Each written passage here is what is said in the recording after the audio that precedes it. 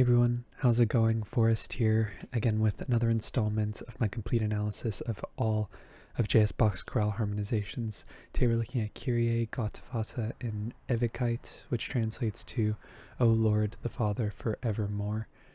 This is a very dense and lengthy chorale. It's 3 pages long, at least the way that I have it formatted, and there's a lot to discuss. There's modality in this chorale, interesting modulations, interesting progressions abounds, and lots of chromaticism. So I'll try my best to break it down the way that I see the progression and how it operates in the grander scheme of the chorale. But this is going to be a longer video, so I hope you enjoy. Starting things off, we have no key signature. We start on E minor. We end on E major, interestingly enough. But the overall tonality of this chorale, because it's on the longer side, I don't think is as clear as it is in other chorales. There's lots of sort of G ideas going on here, and I do think we start off somewhat in the key of G major. Something you might be looking at right now is this F natural, and wondering how we could be in the key of G major if we have an F natural. Well, I do think, like I said, there is some modal influence in this chorale, and I do think there is some G mixolydian going on in here as well. Something that's interesting is that even though we get a lot of G major ideas near the cadences, right, with the F sharps making the Ds not minor but major, that's so dominant in terms of their function, the fact that F natural remains prevalent throughout the chorale and we get a lot of movement from G major to D minor makes me feel like we have G mixolydian as sort of the overall tonality, but we flip between G and D minor and A and C throughout. But we start off with E minor, which is our 6th chord. F is a passing tone, and then we have E, B, G, and G again, so we don't need to reanalyze that. Passing tone in the bass, a couple of brief passing tones here in the tenor as well before we get C, E, G, and A, which is A minor 7 over C. Bach loves 2-6-5 chords, especially in cadential contexts. We're getting ready for an imperfect authentic cadence here. This F sharp is a passing tone, E is a chord tone. Let's see, A is a chord tone as well, and then we have D, D, F sharp, and A, which is D major. That's our 5 chord, and that takes us to G major, G, D, G, and B. So on the surface, it looks like a 6-2-5-1 progression. Really nothing problematic here, but this passing F natural really does not ring any bells in terms of G major for me. But in terms of justifying what's going on here, F sharp is the most prevalent F that we see in the phrase. Just this F natural I think is particularly unusual, and I checked a couple of versions. It is in fact an F natural, so how it made its way in there, I don't know. Definitely unusual. Next phrase ends in a perfect authentic cadence in the key of G, and this is our first introduction to seeing a scheme that Bach is going to be using to basically formulate his phrases. He will start in one key and then go back to G major, which is not something that's foreign to us. We see that in Bach with some frequency, but he doesn't really spend a lot of time in this key here. So we start off with a D minor chord.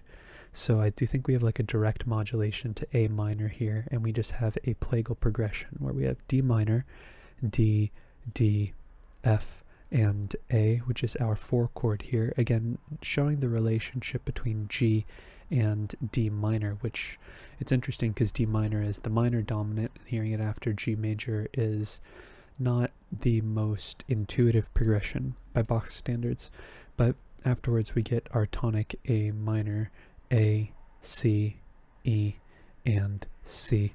So 4 going to 1 here, passing tones in the lower voices, and then we get C, E, A, and C. That's just taking our A minor chord, putting it in first inversion, and I do think this is where we go to the key of G again, namely because of the fact that we get an E minor on the next beat, and where that could be a minor dominant in the key of A minor, I wouldn't put it past this chorale to do that. Minor dominants are relatively rare, and they're usually used in a context where they're moving between other stable chords that aren't tonics. You're gonna have to go back and find another video where I have minor dominance as one of the topics that I talk about there, but A minor feels the point like we modulate here, and it'll become our 2-6 with a passing tone here in the bass, and then we get E, G, and B. It's our 6 chords, so some transitive harmony. Typically we expect 6 to go to 2, right? But here we have 2 going to 6. It's okay, it's a two-way street for sure. Passing 7th in the bass, and then 6 takes us right back to 2. C, E, G, and A. We know that Bach loves 2-6-5 chords, especially in cadential contexts. Again, very similar cadential structure to what we had in the previous phrase. This little passing F sharp here. C is a chord tone, E is a chord tone, A is a chord tone. So maybe for a little bit it does turn into a root position tonic triad. But really not a ton of emphasis on that. It's not really making a big impact on the chord progression. It's just relatively rare for us to have an entirely intact chord after 3 voices move off the harmonic rhythm here, especially after a 2 chord. So after 2 we go to 5 like we expect in the last, if the last phrase is serving as a model for this cadence.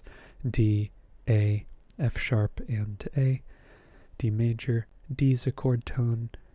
Yeah, D is a chord tone, C is a passing 7th, and then we cadence on G major, G, B, D, and G. Tonic triad, root position. Next phrase is concluded with a perfect authentic cadence in the key of D minor. We start seeing C sharps, we start seeing B flats, and F naturals, so it's pretty indicative of the fact that we are now in the key of D minor.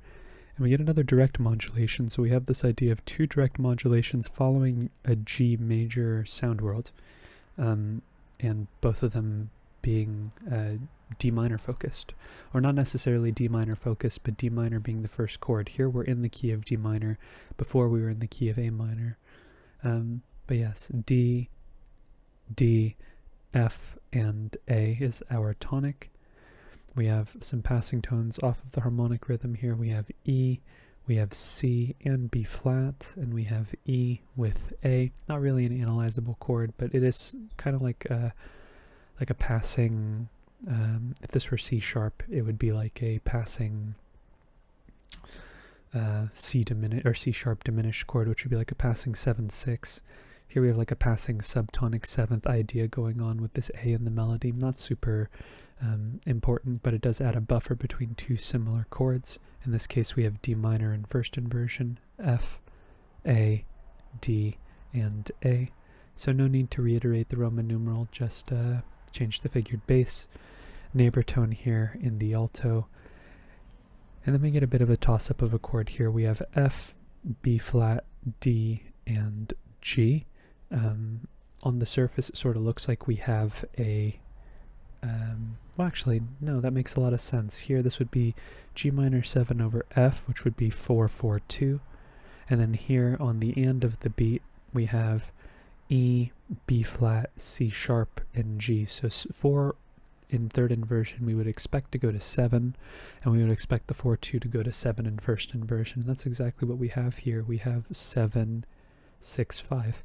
C sharp diminished over E. So it's cool that it resolves that way. I'm going to use the arrow because 7 chords especially, because they have 3 letters in the name, tend to occupy a lot of real estate. So I'll add it a little bit lower, and that takes us to F, A, D, and F. It's our tonic in first inversion. Typical for Bach to, well, one of the most common subdivided chord progressions in Bach is 4-7, and that typically takes us to 1, pretty much always actually. B flat's a non-chord tone. D is a chord tone, so we don't need to mark it, but it does take us very briefly to a 6 chord, which I'll use another arrow here. B flat major, and that takes us to 2. E minor 7 flat 5 over G, G, B flat, D, and E. 2-6-5. And we know that Bach loves 2-6-5 chords, especially in cadential contexts. We could say that very briefly, with this C being the only non-chord tone, that the chord does briefly turn into a root position, not a root position tonic triad. I think I might have said that earlier too. That was a slip of the tongue. What I meant to say is a root position version of the chord without the seventh, just for a very short period of time. And that we would expect to take us to A major, which it does. A, E, C sharp, and E. It's our 5 chord. A is a chord tone. We have a very similar cadential structure here to the previous phrase. A is a chord tone. Yeah, A is a chord tone, and G is a passing seventh before we cadence on our tonic D, F, A, and D. Tonic triad, root position. Next phrase is a bit longer, a little bit interesting. We have the end of the phrase being a perfect authentic cadence in the key of G. But we're going to be going through the key of C major after starting in the key of D minor. So we start in D minor, D, F, D, and D, which is our tonic. No need to reanalyze there. And then we have D, E, E, and A.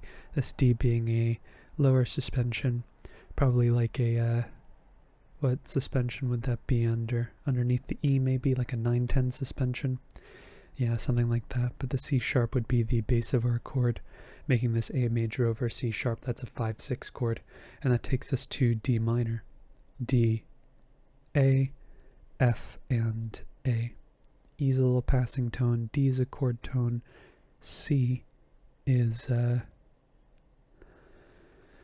C is a passing seventh, but everything in and around this phrase is our tonic. And I do think this is where we move to the key of C major. It's now our 2 chord, and on the end of the beat, we very briefly get the chord in first inversion.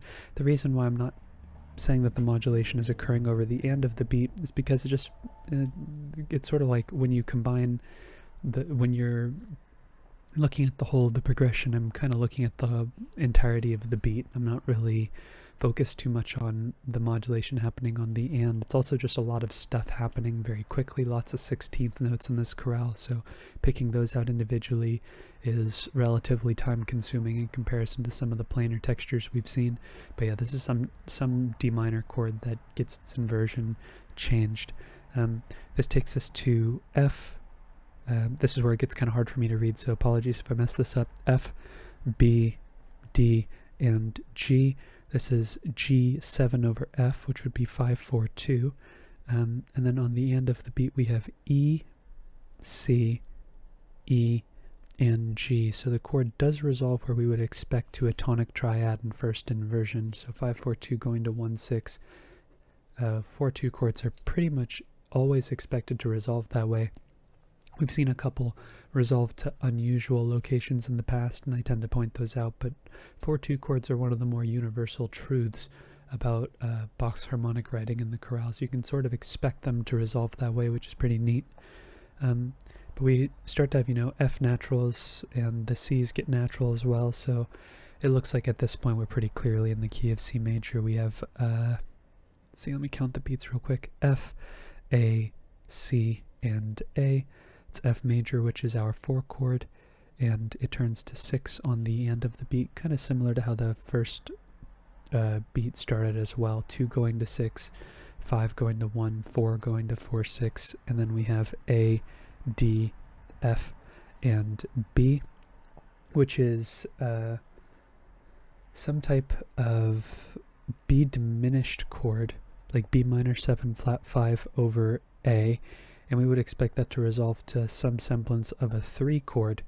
And this is actually pretty interesting, so I am going to write that. We have 7/4/2, half diminished, and then we have G sharp, C is a non-chord tone, B is a chord tone, E is a non-chord tone. And this is where it gets interesting, because on the end of the beat, instead of resolving, as I was just talking about this, it does not resolve to where we would typically expect. 7, diatonically speaking, wants to resolve to 3, but instead of going to 3 purely, if you look at the aggregate of this beat and see what we have G sharp, we have B, we have E, and we have B, which is E major over G sharp, which is 5/6 of 6. 5/6 of 6 is on the surface maybe a little misleading because 7/4/2 wants to go to 3. A 3 chord in the key of C major is E minor, and 5/6 of 6 is just E major. So secondary dominance can also be derived by taking the diatonic fifth above the chord and just raising the scale the third of the chord if it's minor. So turning E minor into E major turns it into the secondary dominant of where it's going. So 5/6 of 6 actually isn't in a regular resolution, it's just resolving to a major chord rather than a minor chord. So all that's changing here is the G sharp, and I think that that's pretty cool. But afterwards we would expect that to go to A minor, which it does. Let's see, A, E, and C, which is A minor in root position. So the secondary dominant resolves, and 7/4/2 does resolve to where we would, or place that is logical. And I think this is actually where we modulate, because this F sharp is pretty indicative of a modulation, indicating that we're probably in the key of G sharp or moving there by this point. So this is some type of 2 chord A minor with the passing F sharp there. Maybe there's even an idea of this being 7/6 as well. Bach has played with the idea of A minor and F sharp diminished, or 2 and 7 coinciding with one another. So A minor getting treated that way, and then having one voice move and having that chord turn into a 7 chord very spontaneously. So maybe this is an idea of 2 being the way in, but having it very quickly shift in terms of its focus. But it's not really the biggest deal, because after, on the end of the beat, we get E, G, E, and C, which is 4/6. And A is a chord tone. G is a non-chord tone. G is a non-chord tone. E is a chord tone, so we don't need to mark it. So on beat 2, we have E, B, G, and B. That is a 6 chord. Or maybe, let's see, E, G, B, and G. Yeah, I guess that is some semblance of a 6 chord, where we have D in passing here. C is a non-chord tone. D is also a non-chord tone. G is a chord tone, so we don't need to mark that. But if we take what's happening on the end of the beat, it is kind of like a 1/6/4 chord happening here in passing. And that takes us into our cadence. 2. This is a 2 chord, because I'm looking at my notes. C, E, G, and A. A minor 7 over C. We know that Bach likes 2/6/5 chords, especially in cadential context. We see a very similar cadential progression that we've equated to previous phrases. A little passing F sharp there, and the chord does briefly turn into a root position tonic triad here with, I keep on calling it a tonic triad, a root position, well, it's a supertonic triad, but the fact that the chord's entirely intact, or we have an intact chord with no missing tones after the counterpoint, is, I think, interesting, and it shows a connection with the other cadences we've seen previously. So yeah, it's just getting rid of the 7th and turning into root position. And that takes us to D major, D, A, F sharp, and A. F sharp being carried from the beginning of the phrase here. D is a chord tone. And that takes us to G major, G, B, D, and G, which is our tonic triad, like I said, in root position. And then we get to the end of the first section, where we end with a half cadence in the key of A minor. It's very interesting, because the end of the first section is going to be very similar to how the end of the entirety of the chorale operates. But we're going to be going to A minor through F major, interestingly enough. At least that's the way that I hear it. We start off with C major, C, C, E, and G, which is our 4 chord. That's going to be our gateway to the key of F, where it is now our 5. Distant modulation as well, where we have G going to F. Not the most distant modulation, but it's definitely an uncommon key relationship in Bach. Typically we would go to F through C or through A minor, something like that. but we've been seeing a lot of G major going to the key of 1 flat, right? G going to a D minor, G going to a D minor chord. Here we have G going to F, so it's interesting. We then have D, A, D, and F, which is our 6th chord, D minor, another D minor chord, right? And we just have some adjacent harmony here. Passing E, passing B flat, D, and G. This would be a E minor 7 flat 5 chord in root position. That would be 7, 7, so 5, 6, 7. And where else could that go but 1? I mean, I guess it can go anywhere, but we would expect this to go to some tonic functioning chord. F, A, C, and A. It's our 1 chord. We also have some passing tones in the inner voices. This is pretty interesting. We get a B natural in the phrase here, which is unusual. If we look at what's happening on the end of this phrase, this would be B minor 7 flat 5 over F, which would be 7, 4, 3 of 5. That would be B minor 7 flat 5 is the 7 of C, and C is our 5, and that's what we get on the next beat. C, C, E, and G, which is our 5 chord. Passing 7th in the tenor as well, and then we get a chromatic bass line, which is pretty interesting. This C sharp ascending chromatic bass line's not usually the most interesting. When we get descending chromaticism, that's when it gets pretty interesting, because usually when there's a half step in between 2 notes and we have a chromatic passing tone here, it usually is just the leading tone to the next chord, or the chord that's going to be on the next beat. So usually not the most interesting, but sometimes there's some room for development there. Anywho, we have C sharp, we have A, we have E, and we have G. So this is some type of 5, 6, 5 of 6, A being the dominant of D, and that's what we would expect on the next beat. Then we get a little suspension here with this B flat, D, B flat, D, and F. So this A is actually the chord tone. This B flat is probably not in the chord. It could be some type of deceptive progression where we go to B flat, which would be 4, but I don't think that that's the case. I think this A is actually introducing the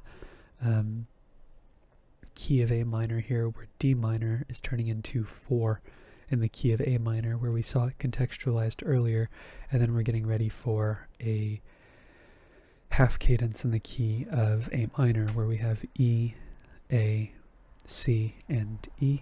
So 1, 6, 4. Then we have G sharp, B with the 2 E's, that's 5. Little neighbor tones going on here as well. And then we cadence on 5. We could also put a little bracket there with the 1, 6, 4 and the 5 being together.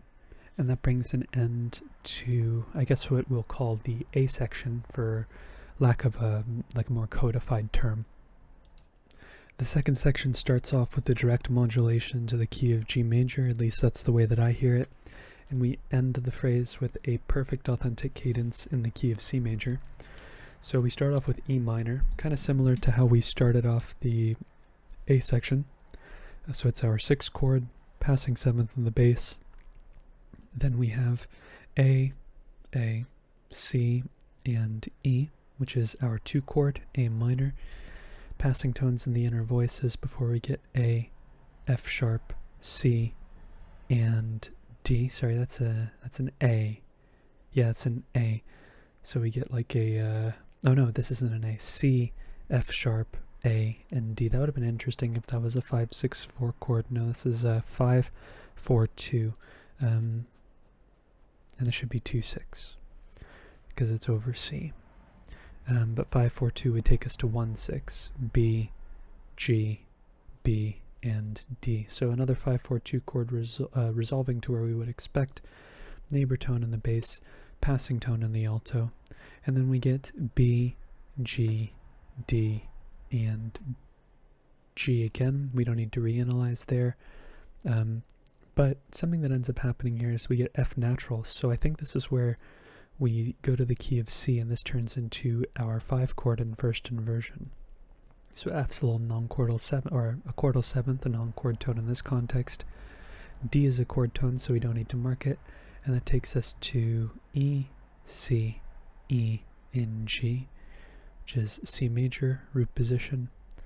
Passing tones in the inner voices here before we get E, A, C, and A. Bit of an interesting chord here. Kind of a similar rhythmic split going on here with the half note in the middle. Typically, I guess that creates a syncopation, but instead of eighth notes, we have quarter notes. So this would be A minor over E, which is 6-6-4, relatively uncommon chord here. D is a non-chord tone, E is a chord tone, and that takes us to D, A, F, and B. I guess this could be 7-6-5. You could analyze this as 7-6-5. I think it's like a 50-50 here. It could be 7-6-5.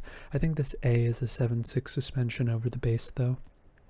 So with that being the case, with the G and the F natural being a little neighboring seventh, I think this is 5-4-3. G7 over D. It's not the end of the world if you go one or the other, or if you disagree with the way that I analyze. I think all in all it just makes a little bit more sense for this A to be a 7-6 suspension. Sometimes the suspension is the chord tone and it sort of takes you off in a direction that isn't what the suspension would lead you to believe. Like sometimes the suspension resolves to a tone that isn't a chord tone, or it's a chord tone for the next beat, something like that. But regardless, I don't think it's too big of a deal. It's some type of dominant functioning chord. It takes us to some semblance of a one chord. We have E, G, E, and C, but it's not exactly a tonic triad because we have this passing B flat here.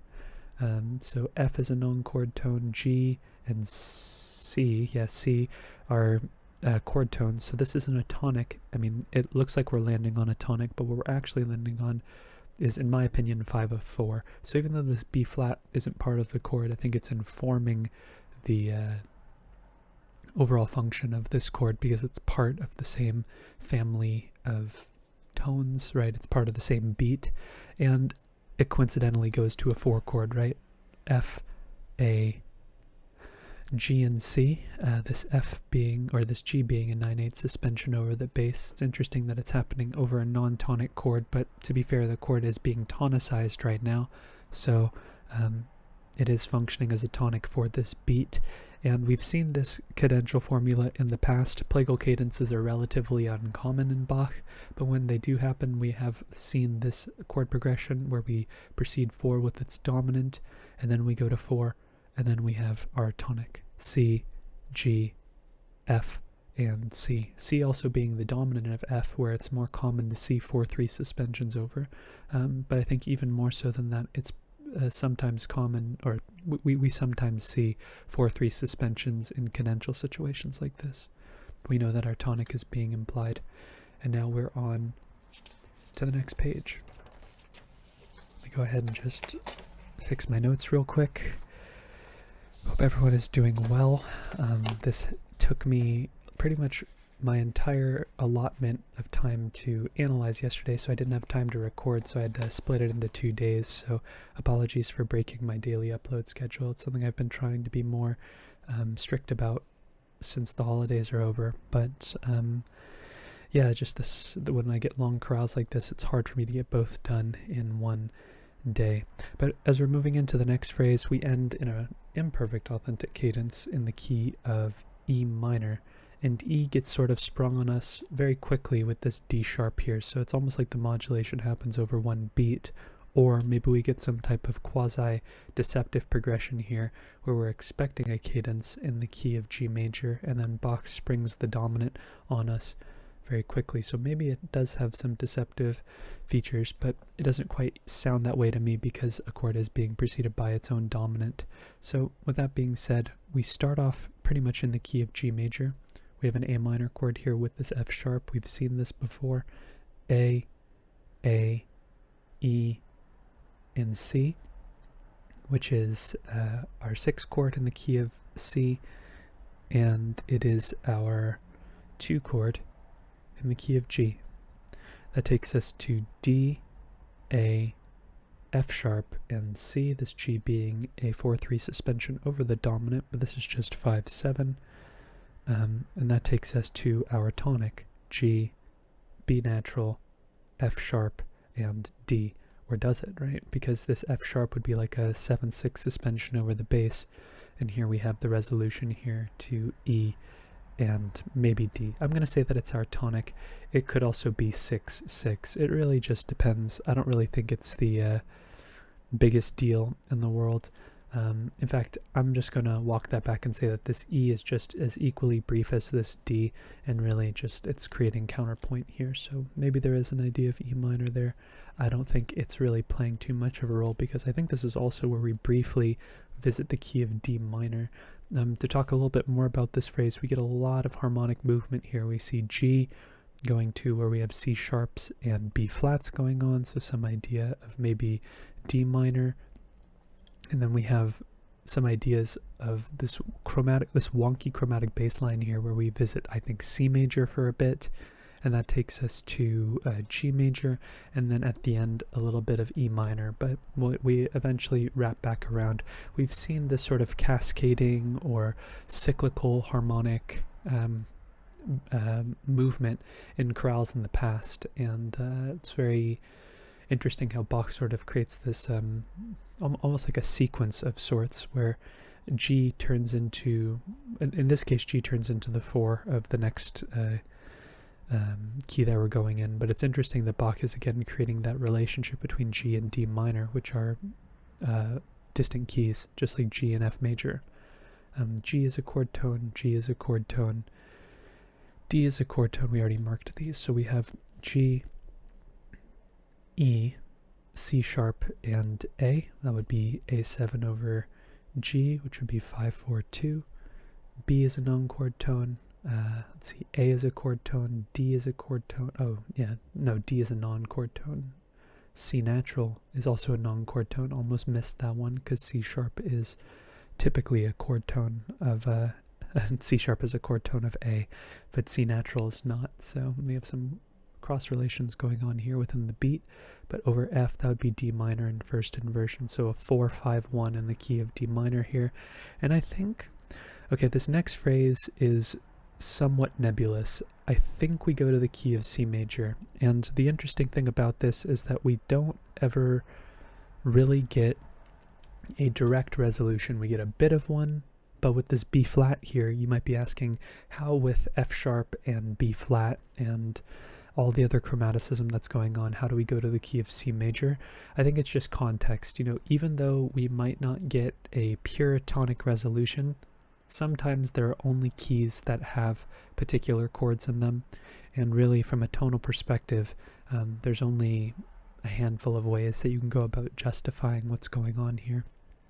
So I do think D minor turns into 2-6, and we create another one of these predominant, dominant tonic chord progressions where we have F, B natural for the time being, D, and G, which is G7 over F. That'd be 5-4-2.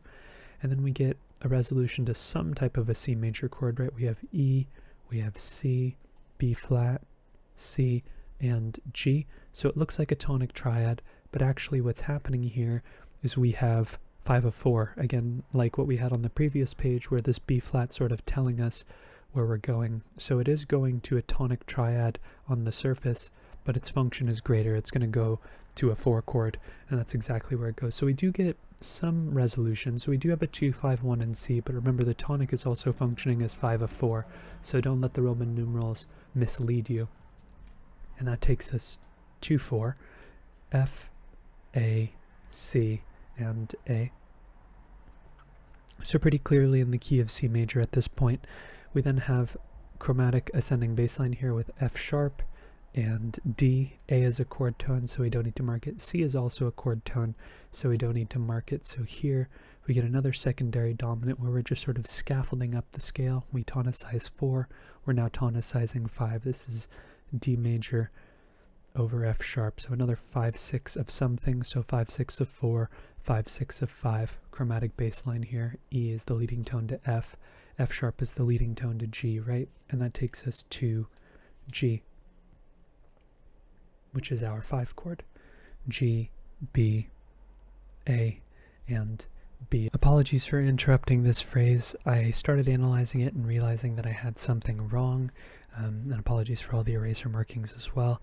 So I'm going to walk back what I said earlier. I don't think we ever enter the key of G major after listening to this fragment of the phrase like 20 times trying to toil with this. I think G is turning into 3 in the key of E minor, and it does briefly turn into first inversion here with this B passing tone in the bass as well, a little passing tone. And then we get D, D, F sharp, and B. Now if this were an A, it'd be a lot easier, but it's a B, so this would be like a B minor chord. It's like a minor dominant in first inversion. That's kind of how I hear it, because we get the idea of E minor sort of sprung on us without the D sharp until we hear it here. I guess you could also analyze this in the key of G major as a 3/6 chord, and then maybe modulate over the secondary dominant, but there's so much happening contrapuntally near the cadence, it's very challenging to hear exactly where it happens, and E minor and G major coincide so fluidly. It feels like some voices are in G major while others are in E minor. And I think really the common denominator, or the majority of the representation in terms of how I hear it, is E minor. So this D sharp is in passing, B is a chord tone, A is a non-chord tone, C is a non-chord tone, E is a non-chord tone, F sharp is a non-chord tone. We very briefly get 5/6 here. So minor dominant minor dominant going to major dominant, which then takes us to our tonic. This is definitely a very wonky phrase, and I don't know exactly what Bach was going for here, but B minor going to B major going to E minor, just a very chromatically dense phrase with a lot going on. Regardless, that's one of the more chromatically or one of the more harmonically involved phrases in the chorale. We're moving to the next phrase, which ends in another plagal cadence in the key of C major. So we start things off with C major, E, G, C, and E, which is our 6 chord in first inversion in the key of E minor. It's also our tonic in first inversion in the key of C major, and it very briefly turns into root position here over this C, G, G, C, and D. The C being a 4/3 suspension over the bass, which changes, so I feel like this is not just G major, but rather G7 over F, because the resolution happens over a bass change, and we would expect 5/4/2 to resolve to 1/6, which it does. E, G, C, and G, 1/6. Passing tone in the alto, E is a chord tone. We then have E, C, F, and A, which would be like a 4/4/2 chord, F major 7 over E, and then D is a non-chord tone, D is a non-chord tone, E is a chord tone, so we don't have to mark it, F is a chord tone, and B is a non-chord tone. So that would be some type of 7/6 chord. So again, another 4/2 chord resolving the way that we would expect 7/4/2, B minor 7. Oh, not 4. Sorry, I was thinking about 4/2 chords there. I'm also going to put an arrow here so it doesn't get in the way of the other analysis that I do. This is a 7/6 chord, and that takes us to 1 as well. C, G, E, and C. Passing 7th in the bass as well before we get A, F, and C. 4/6, F major over A. Passing tone in the bass, very common for the passing tone to be in between a 4/6 chord and a tonic triad in root position. Typically we don't see that skip there. I think we've seen it once, but it's a very universal chord progression that we see, where 4/6 going to 1 will have the leading tone connecting the 4/6 and the 1 chord, and this takes us to a tonic with a double suspension. We have this idea of sort of like a, maybe it does continue the 4/6 idea, so maybe, no, it kind of feels like a double suspension when it's suspended over the bar line here, where we have the C going to A. That's like a 4/3 suspension and a 6/5 suspension, where F and D are also non-chord tones, but we know that C major is still being implied. Next phrase ends in a perfect authentic cadence in the key of G major and has a very similar harmonic framework as the second phrase of the chorale. Apologies for not flipping back and forth between the pages as much. There's just a lot of paper around my desk right now and I don't want to get disorganized. But I think we start off in the key of A minor, just by virtue of the fact that we have this G sharp, and it really feels like A minor is the object of like our harmonic focus, if anything just for the first couple of beats. So we start off with A minor, A, C, E, and C, which is 6 in the key of C and 1 in the key of A minor. Then we have a passing tone in the passing tones in the lower two voices. A is a chord tone, G sharp's a little brief, neighboring 7th, but it also helps construct our 7. It's sort of like a 7/6 chord in passing here. I'm not going to write it down on the page because it has this C being held above it, so the chord's not entirely intact, or it has something added to it. But the 7 chord is definitely still being implied, and it does take us to 1/6, C, E, A, and C. And then we have another passing tone in the bass, but I do think this A minor chord in first inversion is our gateway to the key of G as well. It's now 2/6. We've seen this in the past, where 1/6 turns into 2/6, both in terms of C major and G major as well. That takes us to we see another progression that was similar to that phrase where we that phrase earlier on the first page, where we have 2/6 going to 6, E, E, A, and B. I say that this is going to be some type of 6 chord because of the prevalence of the E in the bass, but I think by the time we get the resolution, the bass does change, where we have B, D, G, and B. I'm just going to say that the 1/6 happens on the end of the beat, but it's also possible that 1/6 happens here based on what's being suspended. We have sort of like a double suspension going on here. I mean, like this would technically be like what, an 8/7 suspension, not really kind of defeats the point of the suspension in terms of its traditional usage, right? The idea of a dissonance resolving to a consonance. But yeah, this is some type of 6 chord. We've seen this progression before, and Bach tends to get the most contrapuntal in cadential situations anyways, so it's some type of 6 chord or maybe a 1/6 chord, who knows. Afterwards we get C, E, G, and A. We know that Bach loves 2/6/5 chords, especially in cadential contexts. We then have D, D, C is a chord tone, F sharp, which is a non-chord tone, and A, which is our 5 chord, D major, so 2/6 going to 5, and that takes us to 1, G major, G, B, D, and G. Tonic triad, root position. Next phrase ends with a perfect authentic cadence in the key of D minor, and we get another direct modulation to D minor here. We have D, D, F natural, and A, which is our tonic triad in D minor. We have passing tones in the, at least I think they're passing tones. Yeah, they're passing tones in the alto and the bass.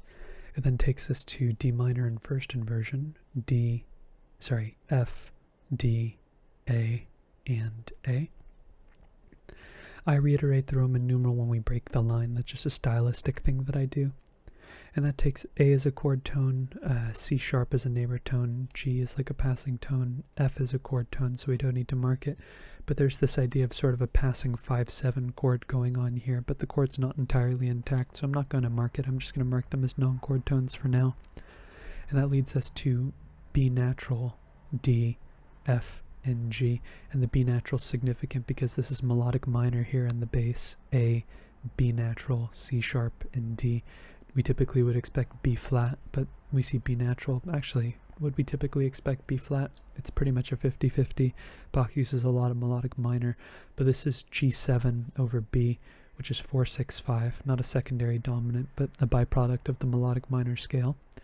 C sharp, A, E, and G is another 6/5 chord, more specifically 5/6/5. Very common to see this subdivided chord progression in melodic minor situations.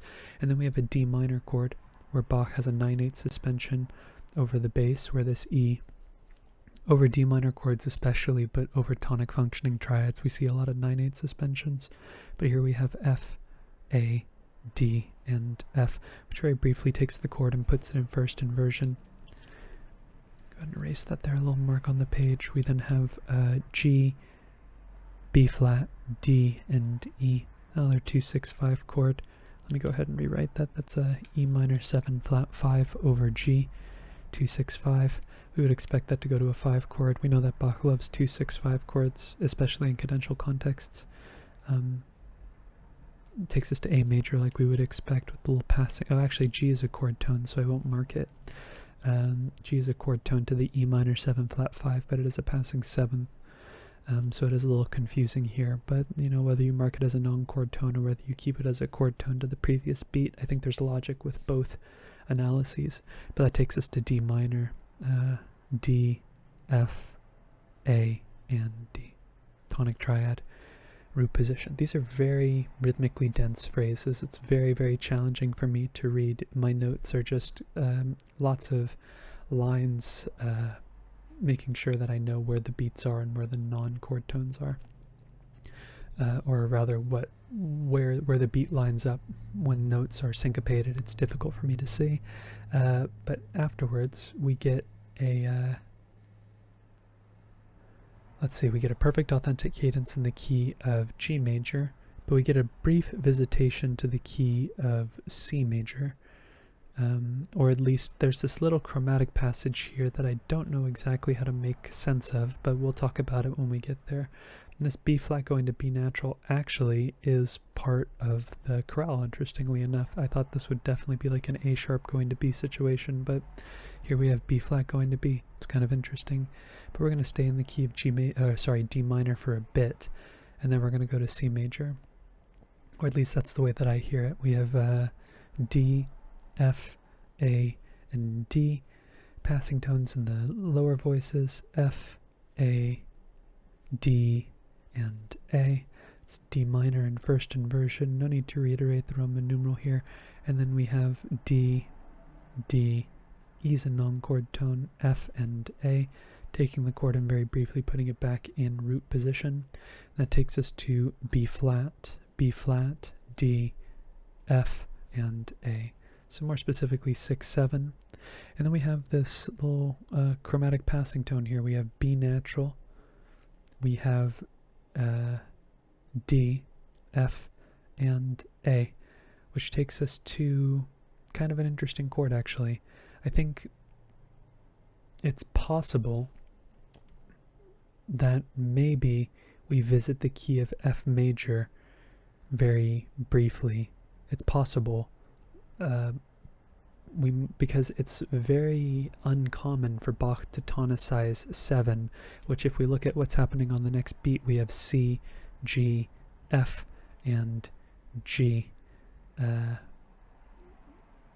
like so. Yeah, maybe we are tonicizing 7. I'm going to put a question mark there because this would be 7 half diminished of 7.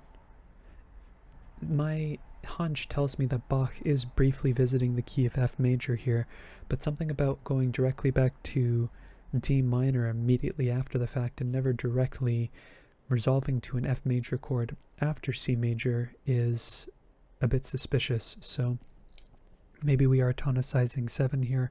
Maybe this is just a chromatic passing tone. There's a lot of chromaticism in this chorale. Typically when we see chromaticism, there is an explanation for it, but we also saw a passing F natural earlier in the chorale that didn't function as a chord tone. It just so happens that we have an analyzable chord here. Who knows whether or not it's functioning. I mean, it is functioning as a tonicization of flat 7 if that's how it's working, but it's just interesting to see it in this context. So the C major chord here that we just spelled out is, well, that's also the thing too, because we have B natural here. I think I'm going to walk that back and say that, maybe, yeah, actually, I'm going to say that, well, I'm not going to walk this back, I'm just going to move this out of the way a little bit. 7, 7 of 7, and then 7 is going to be our tonic in the key of C major. And we're going to stay in the key of C major maybe for a little bit after the fact. And it's kind of interesting that moving forward, even with the tonicization of D minor after the fact, this fragment in the melody feels undeniably like C major at this point. G, A, B, C. So even though we have C sharp going on here in the bass with A and E and G, what chord do we have here? We have C, A, E, and A. So it could be some type of 6/6 chord going on here. D could be a little neighbor tone. E with the C sharp at this point could be taking us to A over C sharp, which would be 5/6 of, what would A be tonicizing? 2? 6 of 2, which makes a lot of sense. 6 taking us to 2. Yeah, I think that that's what's happening here. So B flat taking us to C. Maybe there is some F major idea going on here without directly quoting F major, but it's difficult to say. It's difficult to say because we don't really have a very like a traditional or straightforward lead into the key of F here. It would be purely through implication or association with the key of F, no tonic functioning chords here. But yeah, 6 of 2, that takes us to 2. We have D, A, G's a non-chord tone, it's like the chordal 7th. We have D, A, F, and B natural. So this is where we're getting an interesting chord here, because we have 6 of 2, but we're not actually in kind of a similar way to how this B natural sort of throws us for a loop. This B natural is also throwing us for a loop, because we have with the F natural here, that would be like a 7/6/5 chord, B minor 7 flat 5 over D, and that's not where we would expect something like this to go. If we look at the lower voices, it definitely looks like we would go to a 2 chord here with a B natural here.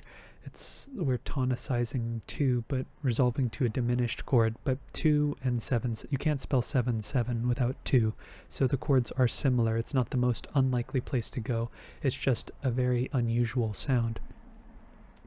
We then have D sharp, we have G, which is a non-chord tone as well, we have F sharp, and we have B. Let's see, F sharp is a chord tone, A is a non-chord tone. Let's see what we can get out of this. So we have D sharp, G natural, F sharp, and B.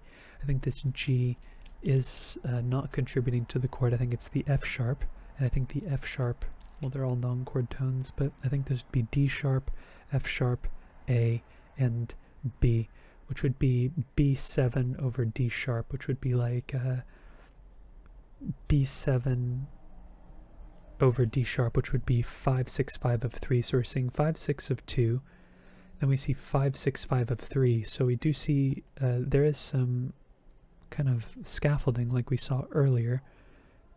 Was it on the, no, it was here. 5/6 of 4 and 5/6 of 5. They were also both happening in the key of C major. So maybe there is some comparison happening here with the bass, where we have, in this case, we're going from C major from C up to E, rather than in C major going from E up to G. That's sort of the nature of ascending chromatic bass lines, where the sharps just turn into leading tones, right? But the chords don't resolve exactly where they're supposed to go. It's like we have 2 interlaced progressions here. We have 1 going to something that would want to go to 2, going to something that would want to go to 3, but here on the actual beats themselves, we have 6 going to 7, not going to 3. We have a chord that could look a lot like 3, but we have secondary deceptive progressions going on here. We're going to 1, E, E, G, and C. This chain of progressions, like if we just got rid of the ands of the beats, we have 6, 7, 1. We saw that progression earlier, 5, 6, 7, 1, right? And here we are tonicizing the chord that's coming after the fact, but we're modifying that chord by change. The melody contributes something that doesn't really belong to the chord itself. And I think that that's really interesting, because this chain of secondary deceptive progressions is I think also drawing a connection to what we saw here in this fragment in the key of C major as well. But regardless, I do think with this F sharp going on, this is the last time we're going to see, actually maybe even before the F sharp. I think what could make more sense is that in the key of G major, this C major chord is 4/6, and what we're actually seeing is a 4/5/1 in the key of G major. We have F sharp, we have A, we have D, and we have C. That would be like a, I'm going to use an arrow here. I know it doesn't give me a ton of space, but that would be like 5, 6, 5, D7 over F sharp, and that takes us to G major, G, B, D, and B, which is our tonic triad and root position. There's a lot of stuff going on here, so apologies for the scrunched text. After our tonic triad, we have E, G, and B, which is, both of these E's are non-chord tones. That would leave us with a 6 chord, a little bit in passing. Not too big of a deal, but it makes a little bit more sense when contextualized with the 2 chord that follows. C, E, G, and A. A minor 7 over C. We know about Bach and 2-6-5 chords. He loves them in cadential contexts. F sharp's a passing tone. A, C, E, and A. Kind of takes the chord and puts it in root position, and gets rid of the 7th for a little bit. We've seen this pattern in cadences before, especially on the first page. That takes us to D major, D, A, F sharp, and A, which is our 5 chord. D is a chord tone, C is a little passing 7th, and that takes us to G major, G, B, D, and G. Okay, the end of this section. Apologies that the double bar did not make it into this one, but we end with another half cadence, which is how the previous phrase ended. So this is sort of like how, I guess, Bach is normalizing the endings of each of the sections in this particular chorale, the last phrase included, of the entirety of the chorale. And I do think we pretty much get a direct modulation to the key of F, just like how we, or not a direct modulation, but we get a modulation to the key of F. It's a common chord modulation, in my opinion. It could be a direct modulation if you view these as entirely separate ideas, but yeah, we go to the key of F. It's a distant relationship. That's what I was trying to say. We have C, C, E, and G, which in the key of F is our 5 chord, passing 7th in the bass, and that takes us to A, C, F, and F, which is our tonic in first inversion. And then we have 4 voices moving off of the harmonic rhythm, which is typically indicative of a subdivided chord progression, which I do think we get a chord here. We have E diminished over G, which would be 7-6, and we would expect a tonic triad after that. In root position, F, C, F, and A. So 1-6, 7-6, 1, or the retrograde is very common progression in Bach, either subdivided or otherwise. So we're just seeing it again here. Here we get A, C, F, and A. Briefly takes the chord and puts it in first inversion. B flat's little neighbor tone here, and then we get this chromatic bass line again, where we have B flat, D, F, and G. We're getting kind of close to the cadence here, but remember, we're going to get a half cadence in the key of A minor, just like we ended the previous section with. So we're looking for a point in which we modulate, and chances are we're going to be using that same chord that we modulated with in the previous section. So we have B flat, D, F, and G. It's 2-6-5, G minor 7 over B flat. Then we have B natural, G is a chord tone, E is a non-chord tone, D is a chord tone, and here we have some semblance of kind of like a G major chord over B, which would be just like a passing 5-6 of 5, because G is also the dominant of C, and we do get C afterwards. We have C, C, E, and G. So it looks like we're getting ready for a cadence in the key of F major here, but Bach throws us for a loop rather, and we get C sharp, B flat, E, and G, which is again this idea of the connected leading, or the leading tones connecting these chain of secondary dominants that are tonicizing the next chord. So we have 5-6 of 5 here, and we have 7, not 5 in this case, but still a tonicization of the next chord. So dominant of 6, dominant of 5. We've had dominant of 2, dominant of 3, dominant of 4, dominant of 5. We've tonicized every tonicizable chord in a secondary fashion. Of course, we're in the key of F here, and these were connected via the key of C, but still definitely a connection between the two ideas. We then have D, A, E, and F, that 9/8 suspension over the D minor chord, very common in Bach. In here, let's try and fit an A in there as well. In the key of A, this is also our 4 chord. We've used D minor to go to A minor in the past. B and D. D is a chord tone. C is a non-chord tone. A is a chord tone. Maybe there's a little idea of a B minor 7 flat 5 chord in here, but I don't think it's the end of the, it's not the end of the world that it's either 2 4 3 or 4. 2 6 5 or 4. They're basically the same chord. I hear it as a resolution D minor, and we're getting ready for our 5 chord, which I think is being implied here. We have D, G sharp, B, and E. That's 5 4 2, and we would expect this to resolve to like a 1 6 chord, which it does. C is a non-chord tone, B is a chord tone, D is a chord tone. It's the 7th of the chord. I don't think this B is taking the chord and reinverting it. And maybe there's technically like a 6/4 action going on here, but I think the big picture is 5 4 2 is going to 1 6 C, A, C, and E, and the passing tone takes us to this 5 chord with the double suspension going on. Actually, before we could just call it a 5 chord, we can call it 6 4 going to 5, because effectively all a 1 6 4 going to 5 is a double suspension, just the 3 of the chord turning into the 5, and then the tonic turning into the 3, or the root of the chord.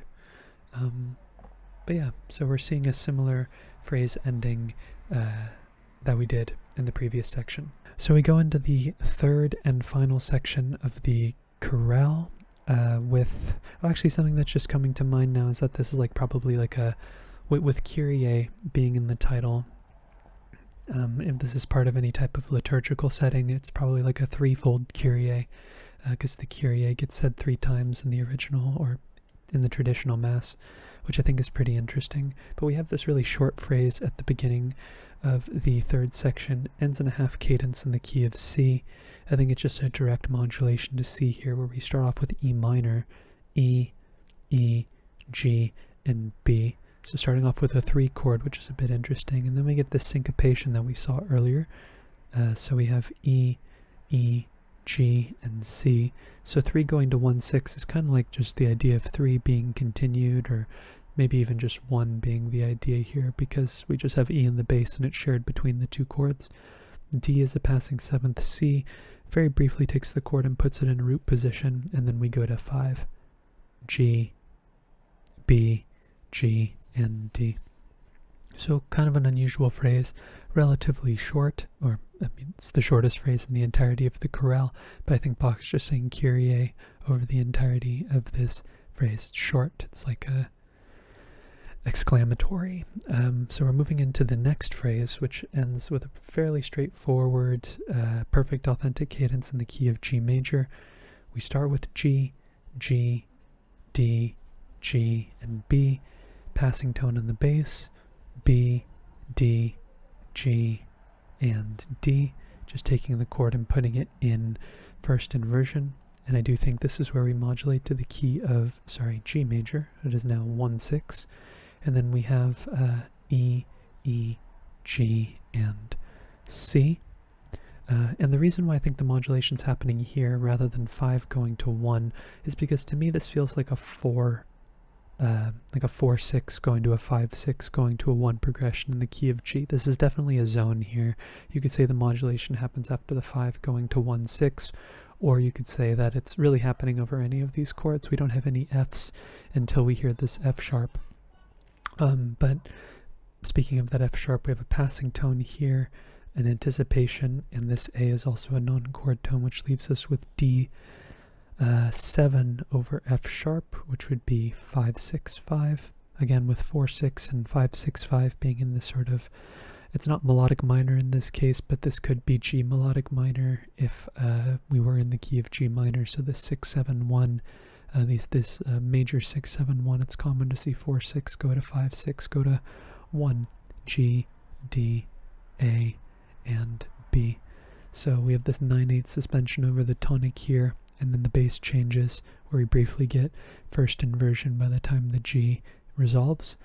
We then have C, E, G, and A, which is A minor 7 over C, pardon me, which is 2-6-5, another 2-6-5 chord, very common cadential progression in Bach.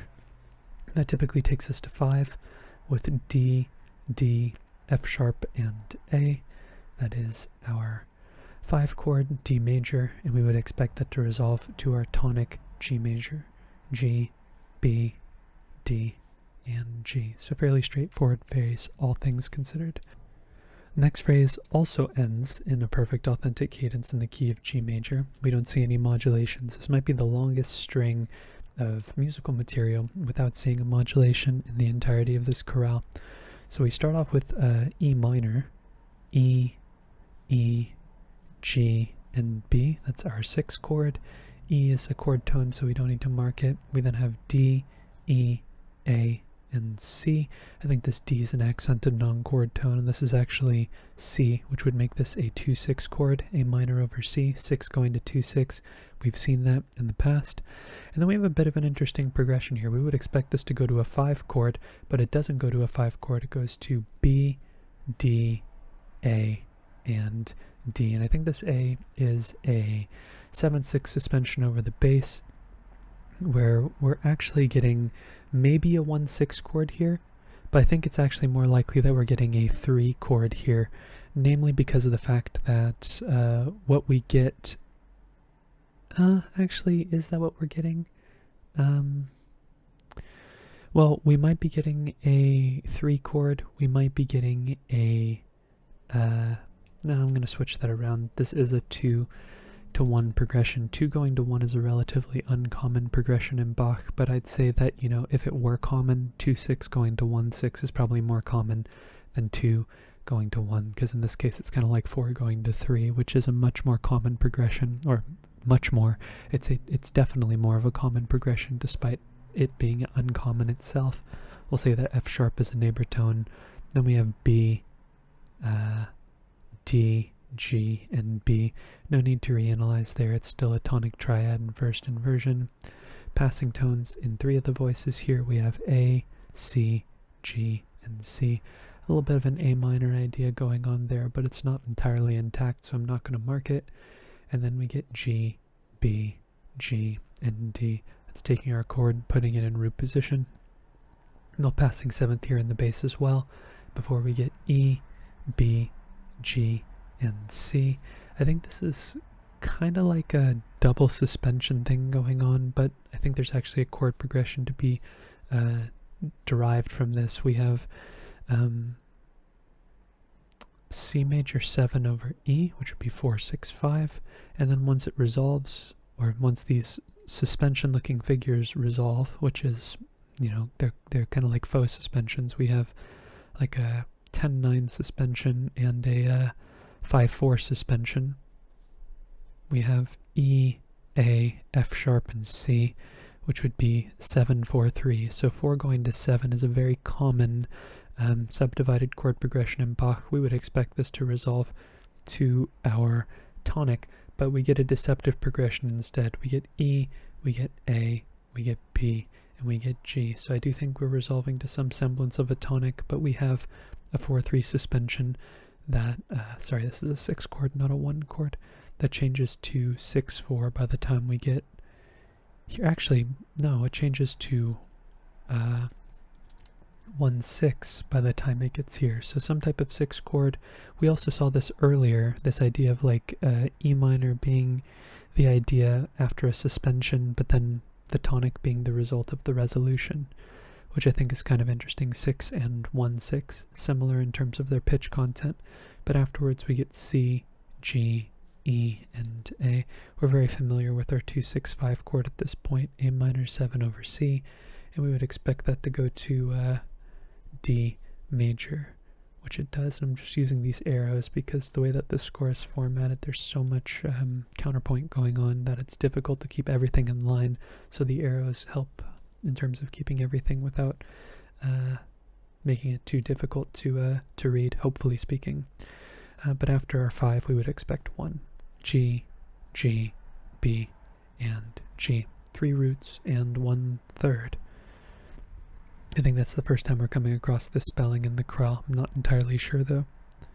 But afterwards we get an interesting progression. We actually get a perfect authentic cadence in the key of D minor, but this F sharp would be implying that we end with the Picardy third, and typically when that happens in the middle of the phrase, this is operating more like a half cadence in the grand scheme of things, even though we're in the key of D minor from the start. So we have a direct modulation to D minor. This is this isn't foreign to us because we've seen this quite a few times in this particular chorale. We start off with our tonic triad, D, F, D, and A, passing tones in the bass. Then we get F, A, D, and A. That's D minor in first inversion, so we don't need to reiterate the Roman numeral. And then we have some chromatic bass lines going on here. We're familiar with these as well. F sharp, C, E flat, and A. That's like the leading tone chord. It's also fully diminished because we have E flat going on as well. 7/7 of 4. A little bit of a G minor idea going on here. And that takes us to G minor. G, B flat, D, and G. The C sharp just being a little chromatic tone there. But we know that 4 is being implied with this 4/3 suspension over the bass.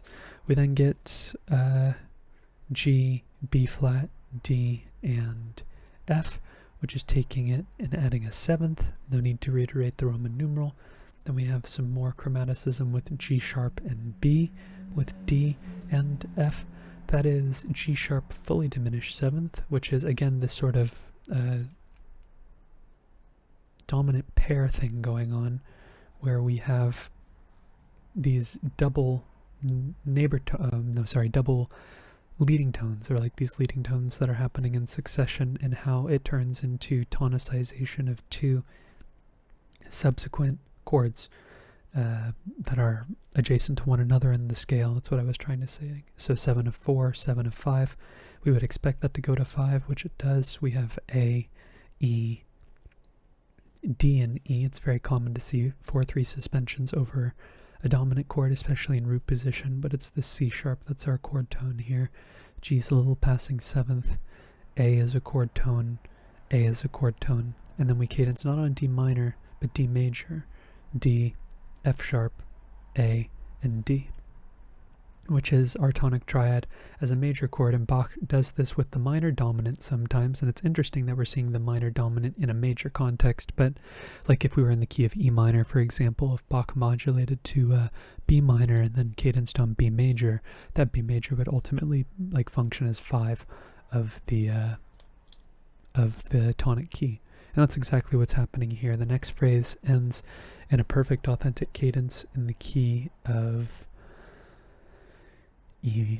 G major, but we have a little bit of an interesting thing going on here. And also, apologies, but there are some formatting mistakes made here. This is actually D sharp.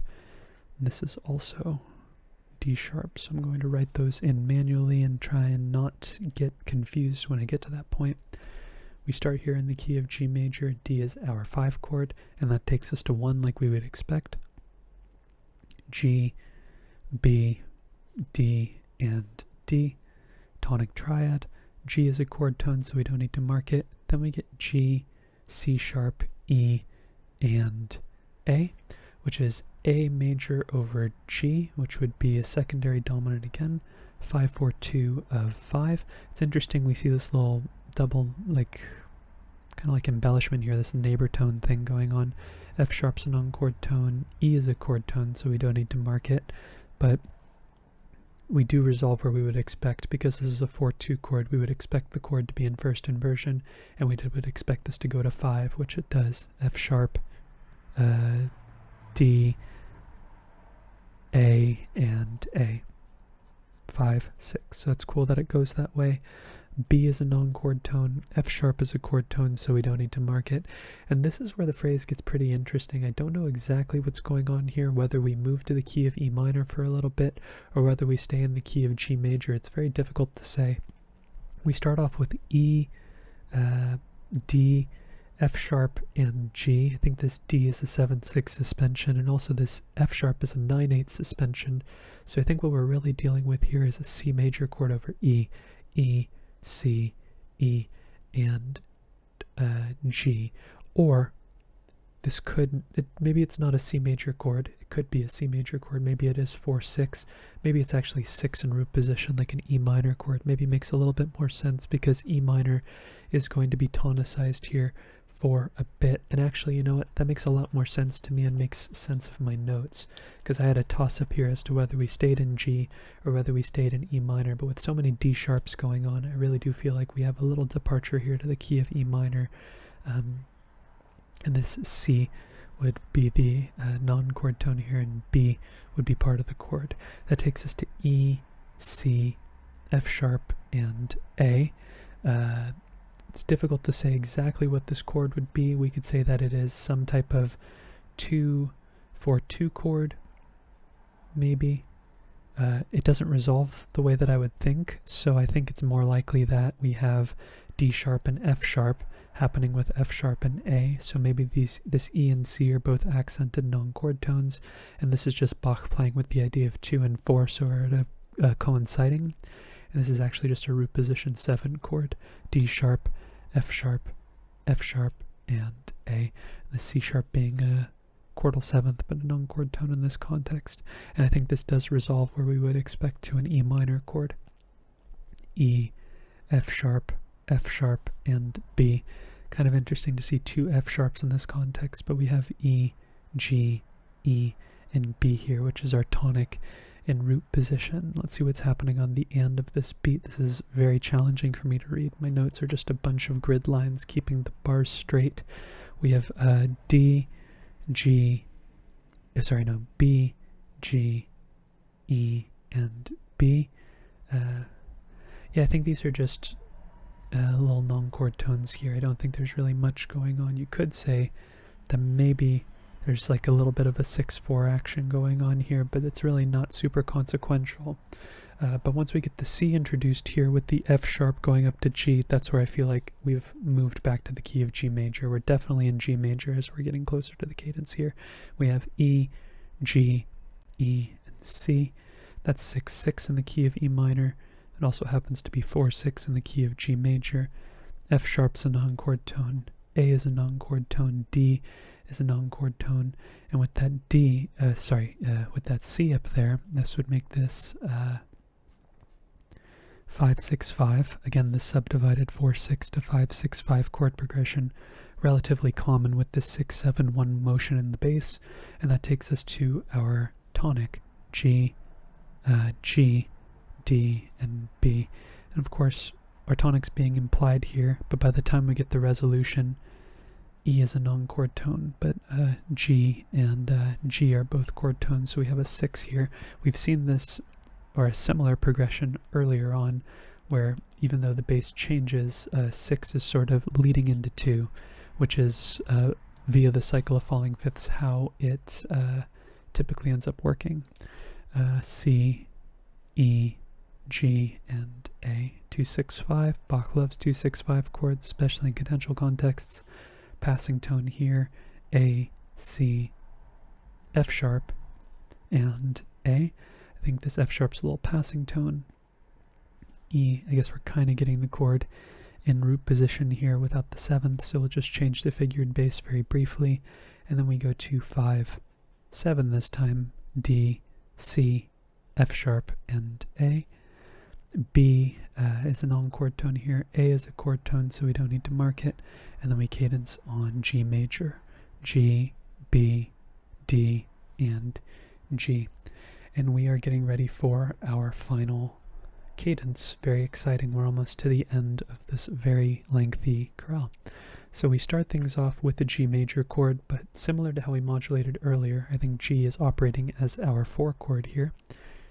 G, B natural, D, and G. So a major 4 chord, sort of like melodic minor, but not in a melodic minor context, which is kind of interesting. But we are seeing it in conjunction with a 7 chord, like a diminished 7th chord, which is totally usual.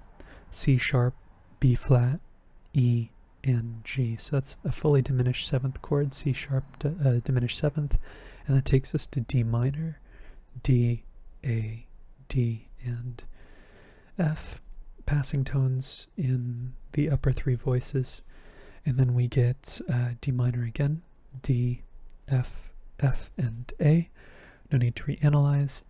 Passing tone here, passing tone here, and then we get B natural, B, F, D, and G. It's another 4 chord, like a 4-6-5 this time, G7 over B natural. B flat's a non-chord tone, E's a non-chord tone, G is a chord tone, and also is D, with B flat, E, G, and E going on. Also with D potentially being in the mix as well. We have some type of passing chord here. It might be 2-6-4. 2-6-4 can't be half diminished. Apologies for that diminished symbol. It could also be 4-6. Who knows? Either way, we have some type of passing chord here that changes the overall quality of what's happening at the beginning of the beat. We then have A, E, C sharp, and G, which is 5-7. And with F being a non-chord tone, A is a chord tone, G is a chord tone in this case, we would expect a tonic triad here, but instead of getting a root position tonic triad, we get a second inversion tonic triad, which is very interesting. A, D, and F, 1-6-4, and with G sharp sort of tonicizing A here, along with the B natural, I think that we've moved to A minor at this point. So in the key of A minor, this is like a 4-6-4, G sharp and B with D and F, that being like a 7 fully diminished in root position here, so 4 going to 7 again. We would expect that to go to our tonic triad, which it does, but this time it goes to a major tonic triad, which is very interesting because we don't end on the major tonic triad, we end on E major. So it's interesting to see this A major going to E major. It's not a cadence that I think I've seen before in Bach, so it's kind of unusual.